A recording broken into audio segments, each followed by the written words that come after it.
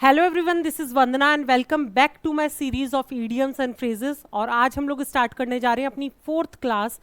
रोजाना मैं अपनी इस सीरीज के अंदर 15 इडियम्स और फ्रेजेस आप लोगों को एक्सप्लेन करती हूँ। तो बिना टाइम वेस्ट करे हुए let's get started with our first one, that is sit on the fence. Sit on the fence का मतलब है फेंसिंग पे जाकर बैठ जाना।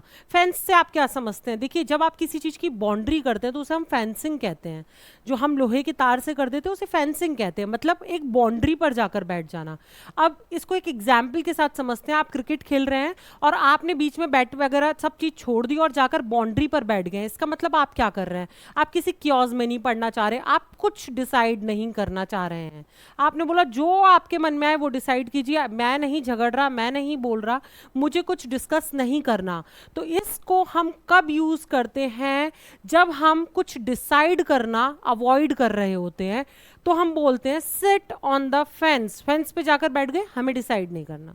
उसके बाद नेक्स्ट है back seat driver. Back seat driver का मतलब है, इसको अगेन हम लोग एक एग्जाम्पल के साथ समझेंगे। आप किसी ट्रिप पे जा रहे हैं अपने फ्रेंड्स के साथ या फिर फैमिली के साथ और आप एक्चुअल में ड्राइवर सीट पर बैठे हैं, आप ड्राइव कर रहे हैं। लेकिन इसको हम मोस्ट ऑफ द टाइम अपने फादर के साथ ज़रूर कनेक्ट कर सकते हैं। अगर आपके फादर जो हैं वो को ड्राइवर सीट पर बैठे हैं, ठीक है, वो आपके पास में बैठे हुए हैं, भले ही वो बैक सीट ड्राइवर नहीं है, लेकिन वो क्या करेंगे? वो आपको बीच बीच में टोकते रहेंगे, अपनी एडवाइजरी जारी करते ही रहेंगे। अरे ऐसे मत चला, अरे स्लो कर ले, अरे यहाँ से ले लेता। तो वो क्या कर रहे हैं? कहीं ना कहीं आपको अनवांटेड एडवाइस दे रहे हैं। आप नहीं चाहते हैं, आप बोल रहे हैं मैं चला लूंगा, लेकिन वो कुछ ना कुछ बताते रहेंगे। तो यहाँ पर बैक सीट ड्राइवर का मतलब होता है when someone gives unwanted advice.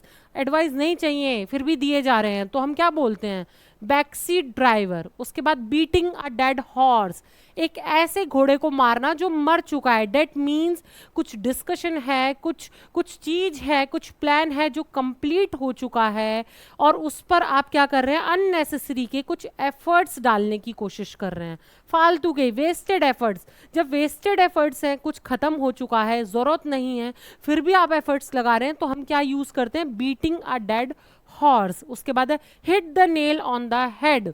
इसका मीनिंग होता है B exactly right. Hit the nail on the head. देखो, आप ना अपने नेल हेड पर कब डालते हो? जब आपको कुछ इचिंग हो रही है, आपको खुजली हो रही है। अब खुजली आपको यहाँ हो रही है तो ऑब्वियसली आप पूरा सिर खुजाना नहीं स्टार्ट करते हैं, आप एग्जैक्टली उसी जगह पर अपने नेल्स पुट करते हैं जहां पर आपको इचिंग हो रही है, जहां पर आपको इरिटेशन हो रहा है। इसका मतलब क्या है? आप एग्जैक्टली उसी जगह पर क्या कर रहे हैं? टारगेट कर रहे हैं, उसी जगह को टारगेट कर रहे हैं। इसका मतलब आप बिल्कुल राइट हैं। जब आप बिल्कुल राइट होते हैं, अपनी जो भी आपका एम है, अचीवमेंट है, उस पर बिल्कुल एग्जैक्टली सेम उसी पॉइंट पर काम करते हैं, बिल्कुल सही होते हैं, या फिर वो डिस्कशन में आप बिल्कुल सही हैं, तो हम क्या बोलते हैं? Hit the nail on the head, मतलब बिल्कुल सही जगह निशाना मारा है।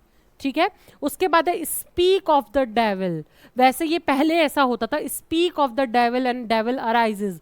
जैसे कि हम हिंदी में बोलते हैं कि दुष्ट की बात करी और दुष्ट हाजिर हो गया, ऐसा हम लोग बोलते हैं। सेम डेविल का मतलब क्या है? शैतान। शैतान की बात करी और शैतान हाजिर। तो अब जो है मॉडर्न इंग्लिश, उसमें सिर्फ इतना ही बोला जाता है, स्पीक ऑफ द डेविल, मतलब दुष्ट शैतान की हम बात कर रहे थे। तो कभी भी कोई पर्सन, एक ऐसा इंसान जिसकी आप बात कर रहे हैं और वो अनएक्सपेक्टेडली, आपने सोचा नहीं था कि वो आ जाएगा और वो आ जाता है, तो हम क्या बोलते हैं? Speak of the devil and the devil arrives.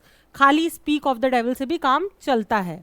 उसके बाद the ball is in your court. आप बास्केटबॉल खेल रहे हैं, आप कुछ खेल रहे हैं और आपके कोर्ट में बॉल आ गई है, तो अब आप स्टार्ट करेंगे ना। डेट मीन्स अब आपकी टर्न है कुछ करने की। जब आपकी टर्न होती है कुछ करने की, कुछ एक्ट करने की, मेरा हो गया अब तुम्हारी बारी है, तो हम क्या बोलते हैं?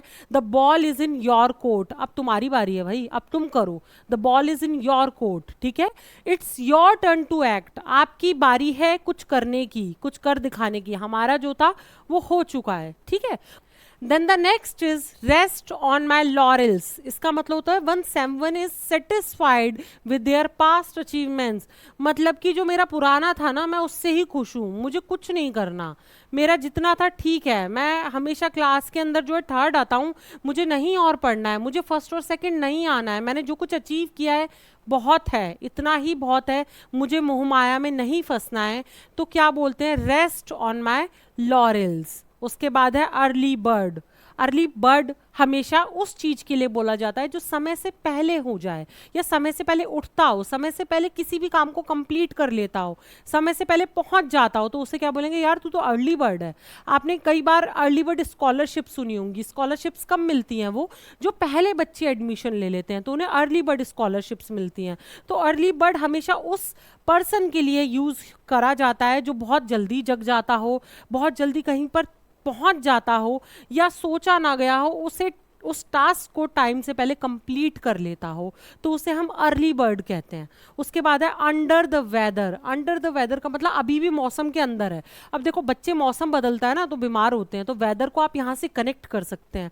जब कोई बीमार होता है ना तो उसके लिए बोला जाता है under the weather, suffering from illness, अभी भी मौसम के अंदर ही है। आप इस तरीके से समझ सकते हैं कि वेदर के अंदर ही है, और जब मौसम बदलता है तो वेदर चेंज हो रहा है तो क्या होता है कि हम बीमार पड़ते हैं। आप इस चीज से कनेक्ट कर सकते हैं कि under the weather, under the weather का मतलब है जब कोई किसी बीमारी से जूझ रहा है, ठीक है, इलनेस से जूझ रहा है।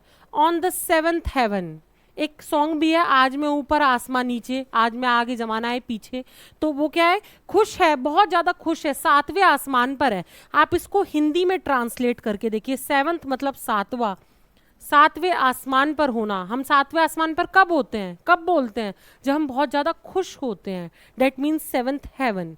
उसके बाद नेक्स्ट है इन हॉट वाटर, गर्म पानी के अंदर। गर्म पानी के अंदर क्या होता है, गर्म पानी के अंदर एक ये इसको सिंबलाइज किया जा सकता है कि बहुत ज़्यादा टॉर्चर है, बहुत ज़्यादा प्रॉब्लम है, बहुत ट्रबल में है, तो हम कब क्या बोलते हैं, I am in the hot water, मैं गर्म पानी के अंदर हूँ। गर्म पानी के अंदर प्रॉब्लम ही हो सकती है ना, अगर एक मक्खी, मच्छर या कुछ भी गर्म पानी के अंदर गिर जाएगा या आपका हाथ भी चला जाएगा तो आप क्या हो, परेशान हो, ट्रबल में हो, किसी प्रॉब्लम में हो। तो टू बी इन ट्रबल और फेसिंग डिफिकल्टीज को हम क्या बोलते हैं, कैसे सिंबलाइज करते हैं, इन हॉट वाटर।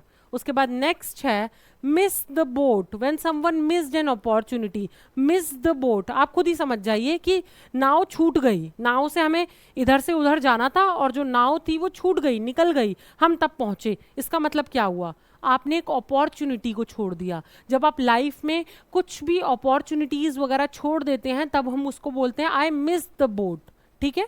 उसके बाद नेक्स्ट है to make a mountain out of a molehill. एक माउंटेन निकाल लिया मोल हिल में से। मोल हिल छोटा सा होता है, जो चकचूंदर वगैरह होती हैं वो छोटे छोटे से एक से टीले बना लेती हैं, तो आपने चीज़ तो थी इतनी सी, आप इससे समझिए, ठीक है। मोल हिल छोटा होता है, माउंटेन कितना बड़ा होता है, छोटे टीले को कहते हैं माउंटेन, बहुत बड़े बड़े होते हैं। तो आपने एक छोटे से टीले की बात को एक माउंटेन बराबर बना दिया।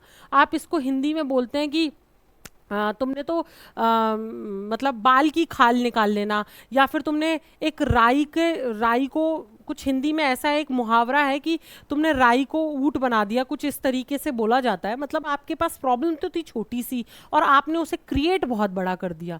तो इसको क्या बोलते हैं, टू एग्जैजरेट और over react to a particular problem और सिचुएशन। एग्जैजरेट का मतलब होता खींचना, जबरदस्ती बढ़ा दी। राई का पहाड़ बनाना, राई का पहाड़ बनाना, तो देखो यहाँ भी पहाड़ी बन रहा है, इससे आप जो है कनेक्ट कर सकते हैं। मॉल हिल का मतलब होता है छोटा सा टीला, किसी पशु द्वारा बनाया गया छोटे टीले को आपने एक माउंटेन बराबर खींच के कर दिया, एग्जैजरेट कर दिया, तो राई का पहाड़ बना डाला, ठीक है। उसके बाद है राई छोटी सी होती है, उसका पहाड़ ही बना दिया। छोटी सी बात थी, इतना रोना धोना क्यों मचा दिया। गो टू एक्स्ट्रा माइल, आप चल के आए हैं, आप वेट लॉस करना चाहते हैं, आप चल के आए हैं। अब आपका फ्रेंड बोल रहा है अगर तेरे को और ज़्यादा कुछ अचीव करना है ना, आपको रिजल्ट और अच्छे चाहिए, तो थोड़ा सा और पैदल चलिए। तो क्या बोलते हैं हम, go to extra mile. Mile का यहाँ पर मतलब है डिस्टेंस से, कि थोड़ा सा और डिस्टेंस कवर करो, थोड़ा सा और चलो। वो पुश कर रहा है, मोटिवेट कर रहा है। इसका मतलब to put in extra efforts, थोड़े से एफर्ट्स और डालो, मतलब कुछ अच्छा कर ही रहे हो, थोड़ा और करो, तो हम क्या बोलते हैं, टू गो एक्स्ट्रा माइल्स, ठीक है। उसके बाद on the same page, we are on the same page. जब आपके फ्रेंड को और आपको एक जैसी, वो आपकी बात समझ रहा है, आपने कोई बात बताई, आप परेशान हो, आपका एग्जाम क्रैक नहीं हो रहा, आपके पास बहुत बर्डन है, आप जॉब भी करते हैं और साथ में आपको एक ऐसा दोस्त मिला जो जॉब कर रहा है, सेम बर्डन है बहुत ज़्यादा पढ़ाई के लिए, उसके पास टाइम नहीं है, तो वो बोलेगा यार I am also on the same page, मैं भी तुम्हारी तरह वही प्रॉब्लम्स को फेस कर रहा हूँ, वही सिचुएशंस को फेस कर रहा हूँ, सेम वही इश्यूज है मुझे भी तुम्हारी तरह। या फिर इसको पॉजिटिव भी बोल सकते हैं, कोई सेम एग्रीमेंट में है, अलाइनमेंट में है, मतलब सेम चीज़ें अगर आप दोनों की हैं तो हम क्या बोलते हैं, we are on the same page. तो हैविंग अ शेयर्ड अंडरस्टैंडिंग, बिल्कुल बहुत अच्छी अंडरस्टैंडिंग अगर आप शेयर करते हैं, एग्रीमेंट शेयर करते हैं, अलाइनमेंट है, अलाइनमेंट मतलब जब कोई चीज़ बिल्कुल लाइन में होती है ना तो उसे बोलते हैं अलाइनमेंट में लगा देना, पंक्तिबद्ध जब चीज़ें होती हैं तो अलाइनमेंट में है ऑन अ पर्टिकुलर टॉपिक और इशू, किसी एक पर्टिकुलर टॉपिक या इशू में बिल्कुल हमारी और तेरी बिल्कुल अच्छी जोड़ी जम रही है क्योंकि मैं we are on the same page. ठीक है, तो ये थे हमारे आज की 15 ईडियम्स और फ्रेजेस। मैं फिर से कल आऊँगी 15 न्यू ईडियम्स और फ्रेजेस के साथ। अगर आपको मेरा समझाया हुआ समझ में आता है तो please I request you to like my videos और सब्सक्राइब माई चैनल, ताकि मैं और ज़्यादा एंथुसियास्टिक फील करूँ और कुछ आपके लिए अच्छा अच्छा और अच्छे से एक्सप्लेन करूँ और आप लोगों को हेल्प करूँ। Thank you so much.